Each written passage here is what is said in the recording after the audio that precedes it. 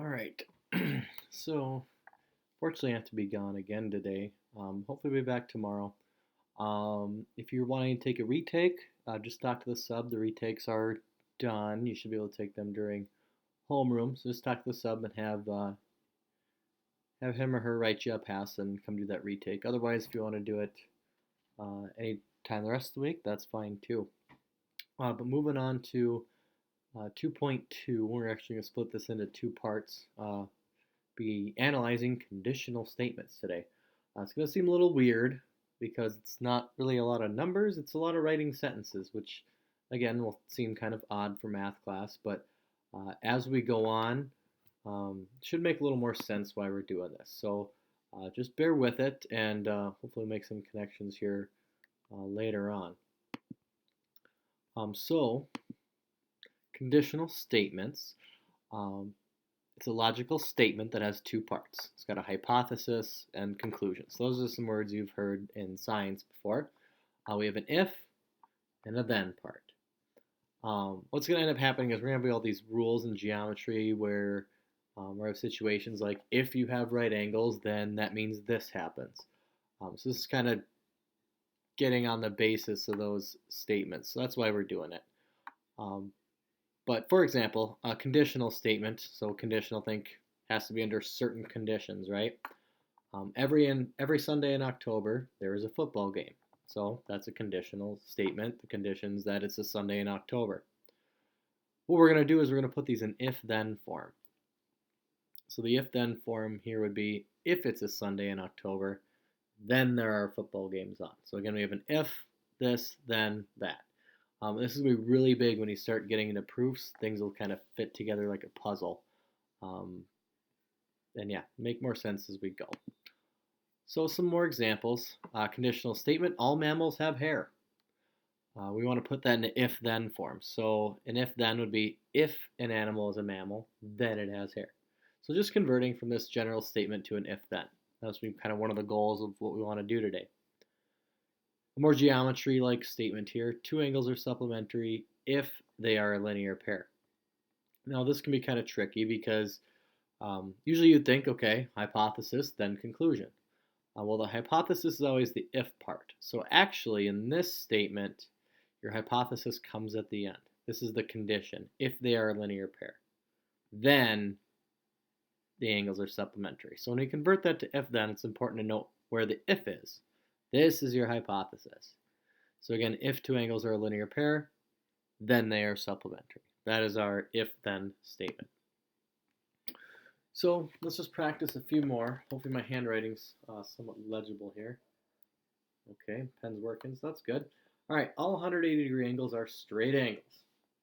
Well, that's true. So if you want to put that in if-then form, we could say if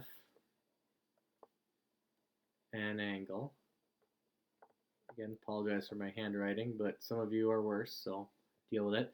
If an angle is 180 degrees, then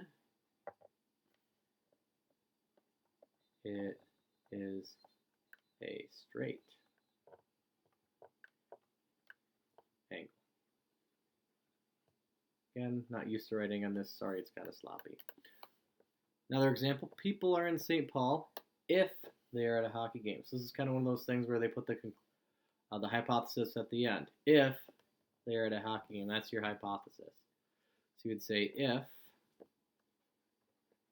people are at a hockey game,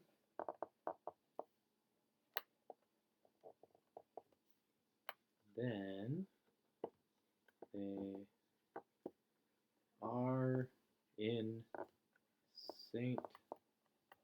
Paul. So again, all we've done is learn how to change these generic conditionals to if-then form. That's the main goal. All right. Now there's different types of conditional statements. First, it's important you need to know what a negation is. So in negation, think negative or opposite, right? So negation is the opposite of the original statement. So if your statement is the suit is black, the negation is the suit is not black. Same thing works backwards. If your statement is the car is not red, the negation would be the car isn't. So think negation means opposite. So we talked about if-thens, and there are three other types of conditionals. They're called related conditionals. You have converse, inverse, and contrapositive. So here's an if-then. If it's sunny, then it's warm. So this is an if-then. Converse is when you flip your hypothesis and conclusion around. So you just flip-flop. If it's warm, then it's sunny. Then we look at the inverse. What the inverse does is it takes the negation of your hypothesis and conclusion. That's going back to the original. So instead of if it is sunny, you say if it's not sunny.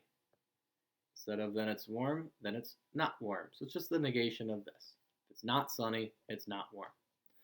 Finally, the contrapositive combines these two. So if we flip it and take the negation, we have if it's not warm, then it's not sunny. So you'll be writing these statements. So you have to know the difference between converse, inverse, contrapositive. This might be a good place to pause the video and just kind of review which one's which here before you move on. So, another example. If an animal is a Labrador, then it's a dog. That's our if-then. Converse, you flip-flop it. So you say if an animal is a Labrador.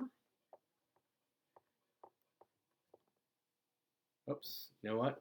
I'm doing that backwards. It's been a late night. All right, let's try that again.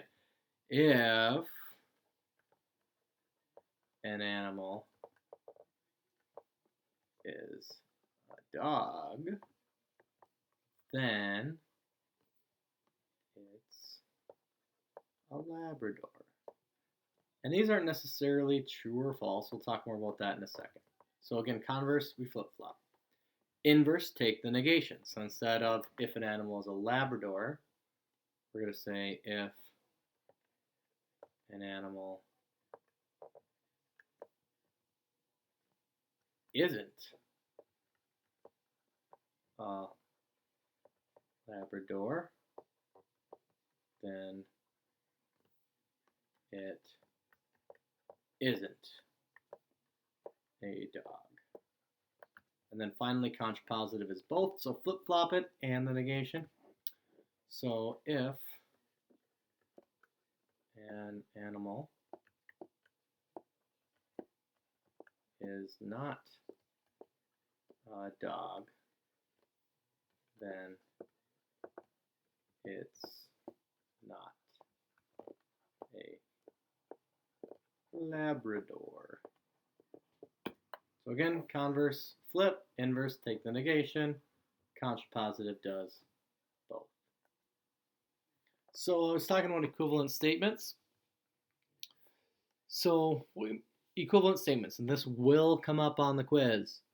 So a conditional statement, so that's your if-then, and its contrapositive are always both true or both false. So we're saying that this first statement and this last statement are either both true or both false. Well, in this example, if it's a lab, then it's a dog. Well, that's, that would be true. If an animal is not a dog, then it's not a lab. That's true. So they're both true. The other equivalent statements are the converse and inverse. They are either both true or both false. So let's make sure they match. If an animal is a dog, then it's a Labrador. Well, not necessarily. It could be a poodle, right? If an animal isn't a Labrador, then it isn't a dog. Well, again, a poodle would satisfy that. So notice how they're both false. Now, the other way this could happen is they could all be true or they could all be false, but these two always have to be equivalent, and the if, then, the contrapositive also have to be equivalent. That's what we're saying here. And there's your assignment. I don't think I got every, no. We won't worry about the extra credit. Maybe we'll do that later this week. But here's your assignment. So again, it's going to seem kind of dumb because you're just writing a lot of sentences. But understanding the structure of these sentences and how the if-thens relate to each other is really important. So, um, yeah, so get her done. Be nice to the sub, and I'll hopefully be back tomorrow. Again, reminder that if you want to take a retake, make sure you get that done this week. All right, hope you have a good rest of your day, guys, and hopefully this made a decent amount of sense. And I'll see you tomorrow.